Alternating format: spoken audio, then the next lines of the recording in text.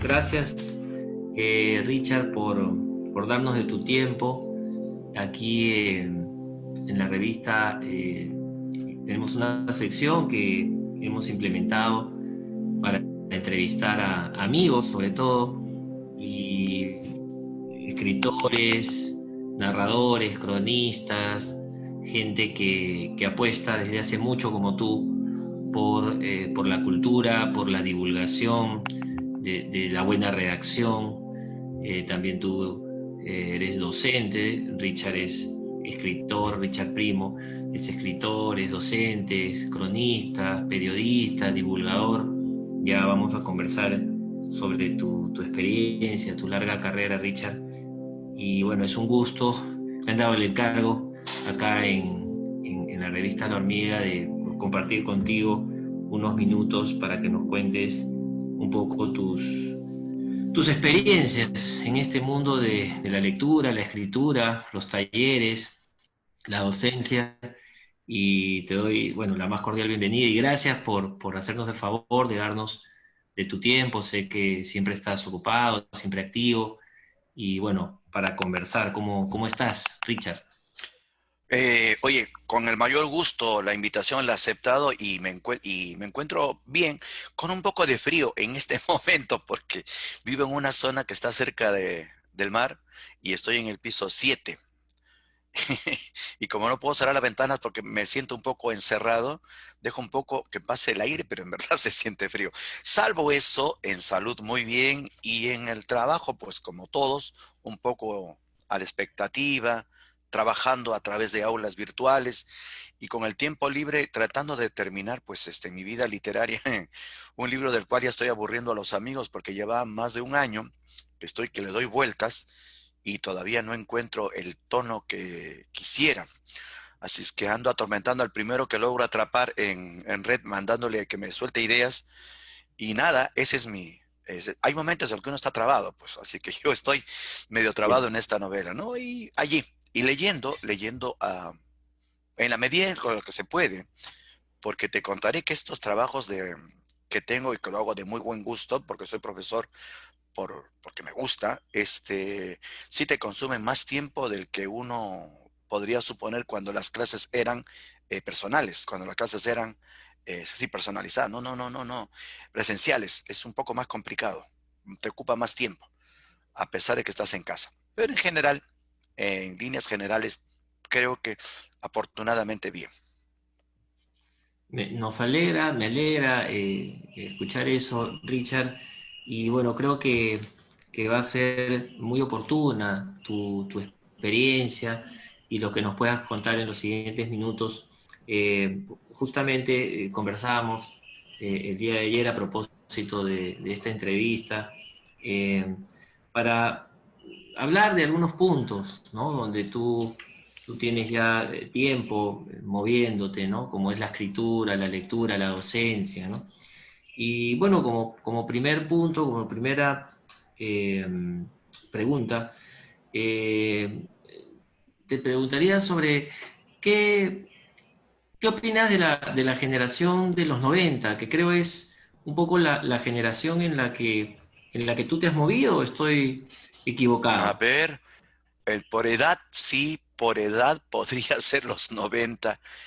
Mira, la generación del 90 es, si se quiere, la que empezó de alguna manera, según mi hipótesis todavía, y antes todavía que una hipótesis, un esbozo, a, a disolverse, ¿no? Porque te cuento un antecedente, eso de las generaciones, de los movimientos, pues tiene su antecedente, ¿no?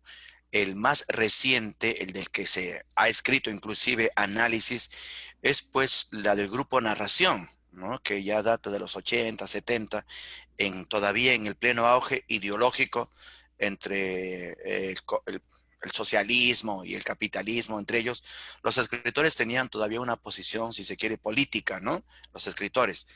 Algunos se radicalizaron más y creían de que la literatura era un arma de combate para la Claro. difusión de las ideas, pero algunos no, algunos moderadamente, espérate un ratito, no va a ser que se nos vaya la batería, ahora sí, moderadamente, también tenían esa tendencia y ciertamente, a pesar de que escribieron de fantasía, etcétera, su literatura de hecho tenía un compromiso.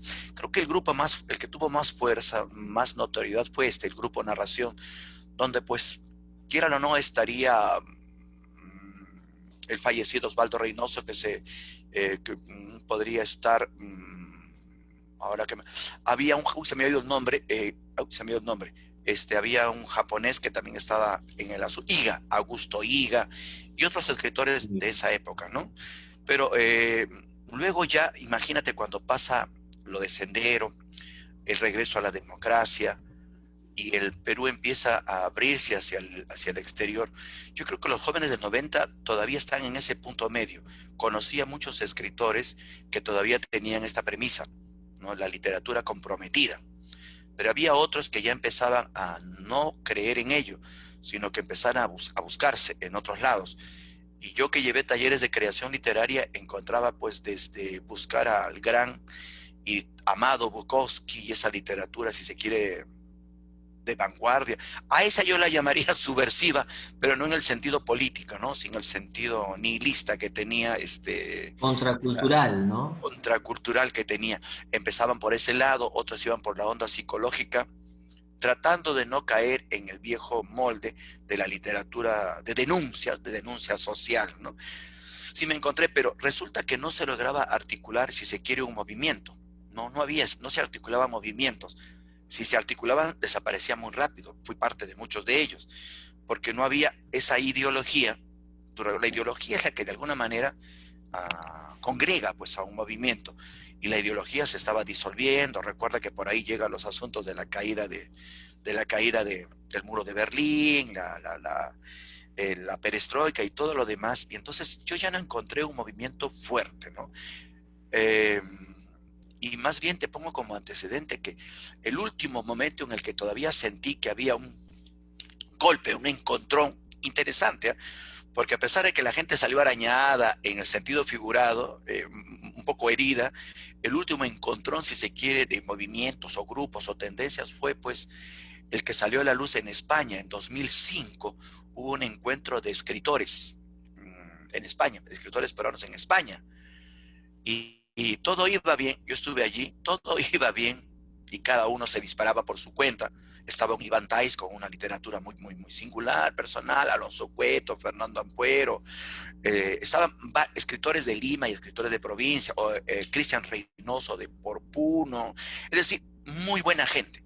Y en algún momento, faltando un par de días, creo, reventó el resentimiento. Y alguien dijo de que ahí había muchos blanquitos, hablando de literatura limeña, y que los escritores provincianos no tenían cabida. Y de pronto la discusión se tornó en los escritores limeños de la élite y los escritores regionalistas. Entonces, los escritores andinos y los escritores limeños. Fue, si quieres que te diga, la última vez que desde Lima he escuchado una especie de movimiento o tendencia articulada, cierto resentimiento, cierta vanidad, pero de allí te digo que no he vuelto a encontrar movimientos, sino una gran variedad de posibilidades narrativas que van desde la autoficción, la literatura de ficción, la literatura política, la literatura, no sé, pues, como dices, todavía intentando ser contracultural, imitando a algunos ídolos de ese tiempo. Pero yo no he encontrado termino la idea, una literatura que parta de un movimiento al cual tal o fulano o mengano que quisiera pertenecer, ¿no? Se ha desgregado, como casi todo. Eso te iba a decir, ¿no? Que quizás también en el arte también de nuestro tiempo es un poco el reflejo de, de cierto debilitamiento en algunas posturas, la pérdida de repente de la fe en la política, el hartazgo eh, político. Yo creo, siento de que de repente la escritura, si bien en todos los tiempos tuvo estilos y tuvo diferentes artistas, en Latinoamérica, en el Perú, va a haber un cambio también, ¿no? Como ha habido un cambio en el cine, ¿no? por ejemplo, el cine, tú ves el cine peruano de los 70, 80, 90, Robles Godoy, Lombardi, ¿no? Claro, Y Marujo ves del el cine, infierno, por mencionar unos Maruja cuantos. en el infierno, claro, y ves el cine, de repente ya ahora también que es un cine mucho más comercial, mucho más hasta banal, y esa era un poco la pregunta, cómo estas generaciones de escritores que inclusive, ¿no? Hasta quizás escribían por una fuerte necesidad o por hacerse un espacio en el mundo de la escritura, ahora se ha convertido también en toda una parafernalia que involucra librerías, editoriales, concursos, premios, prestigios, ¿no? Y producción también, ¿no? Alguna vez escuché a Deneri decir que Vargas Llosa tenía que sacar todos los años un libro, ¿no? Porque si no, bueno, nos vamos a preguntar qué pasa con el Nobel, ¿no? Y claro, había una especie de incesante necesidad de seguir produciendo y el arte era ya una pieza más del mercado, digamos, del sistema, ¿no? Es como que tenemos que estar escribiendo para cumplir un poco con las editoriales y con las librerías. Pero bueno, siempre queda, quiero creer, en el mundo de la cultura y del arte la posibilidad de también, ¿no? Sublimar demonios, contar historias, hacer una suerte de catarsis, apelar por la contracultura, denunciar, etcétera, ¿no? Todo lo que la escritura ha permitido, ¿no? Hasta también, como conversamos ayer, también ahora siento, me parece que por por alguna parte de la mirada vemos que es más sencillo, me parece que es más sencillo de repente publicar ahora con tantas editoriales, con servicios prácticamente de autoedición, donde lo importante es tener esos recursos o la tecnología a la mano que en otras épocas, ¿no? Donde era muy difícil para los escritores sacar una revista, tener un espacio. Ahora tenemos blogs, tenemos Facebook, muchas de estas experiencias después se traducen en un libro, ¿no? Hay el caso de blogueros que luego son invitados a escribir sus Sí, historias sí. porque son un éxito en Internet, ¿no? Y terminan de alguna manera convirtiéndose en escritores que no han tenido esa vocación de repente en el colegio, ¿no? Como quizás en el caso de muchos de ustedes, de tus amigos o tuyo mismo, que encontraste esta vocación y esta urgencia de escribir o de hacer cine o de hacer poesía, que bueno, ahora es también un poco más sencillo, ¿no? En el sentido de que está inclusive bien visto, hay facultades, hay concursos, se promueve, ¿no? Se apela un poco más al arte, ¿no? Aunque también vamos a encontrar que hay pseudoarte y hay un arte, pues, posmoderno también, ¿no? Sí. A ver, primero, a ver si no me desordeno, porque hay como cuatro cosas y más que puntos que has anotado que son muy, muy interesantes. Pero primero te doy la anécdota, ¿no? Que creo que no la compartí ayer contigo. Es cierto, hay una anécdota que está, Rafael Dumet es el escritor que ha hecho acá se ha constituido un éxito con la novela El espía del Inca, ¿no? Justo por lo que me dices de que ahora la publicación empieza siendo a través de los libros virtuales, porque es más fácil, o por cuenta personal tú editas tu libro o lo lanzas a la nube. Bueno, Rafael Dumet hizo el paso inverso a lo que generalmente se piensa.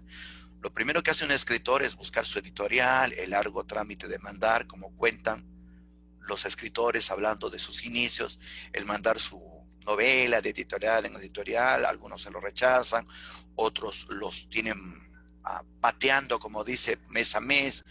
Ese era el proceso, ¿no? Luego esperar que tu libro se publique y esperar a que algún cronista en algún periódico levante una información y ver si por ahí tiene cierto éxito, ¿no? Y si estás con una editorial potente, esa editorial puede invertir en una ronda tuya o una gira por allí, en un trabajo de difusión a nivel de algunas revistas, etcétera. Si por ahí pega, logras el éxito, ¿no? Y luego quizás por ahí ya tu novela la regalas porque ya ganaste suficiente a la red. Esto fue al revés.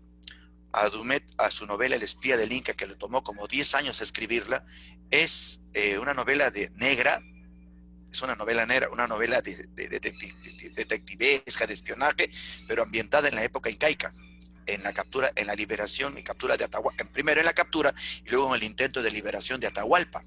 Es espectacular.